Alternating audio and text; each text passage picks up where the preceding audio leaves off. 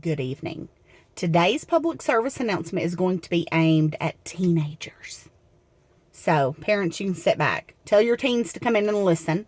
I have a friend the other day that posted on her Facebook that her son was upset because she questioned him if parents were going to be wherever he was going. Like, was there going to be some parental supervision? And he's like, apparently, like, why are you in my business? Why are you in my life? Like, why don't you even trust me? Ooh la la. Kids, let me just go ahead and break it down for you. We carried you in our wombs, some of us for 40 weeks, some of us for 41 weeks and 4 days. That's how long my daughter lived in there. And then I had to go through hours of excruciating delivery. Labor, it was terrible. You get stretch marks, you ruin your body. Don't even get me started on breastfeeding. Little heathens latching on like wolverines, just destroying every ounce of our being. And then you get all up in our business.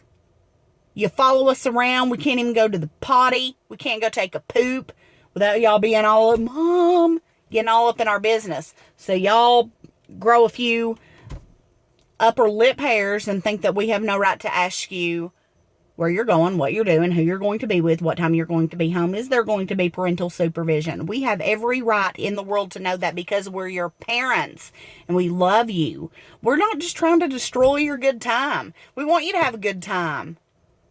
We just don't want you to have too much of a good time. We want you to be able to remember the good time that you have had, and we want you to wake up from the good time. Because there's a lot of bad things going around in the world right now. A lot of times parents will vouch and say, yeah, your kid's going to have parental supervision at my house. And that parent's one of the cool parents. They want to be their kid's buddy. They want to be their friend. I got enough friends. I delivered those children out of my body. I am their mother. What I say goes. What their father says goes. Period. We want you to have a great time. Great high school years. Live it up. I like to let mine think they're getting away with piddly stuff from time to time. But I'm going to check in. I think you should be home at a decent hour, or at least, hey, Mom, I'm going to be out. Is it okay? You shouldn't say I'm going. Is it okay if I stay out until 1 o'clock tonight? Is that okay, Mom?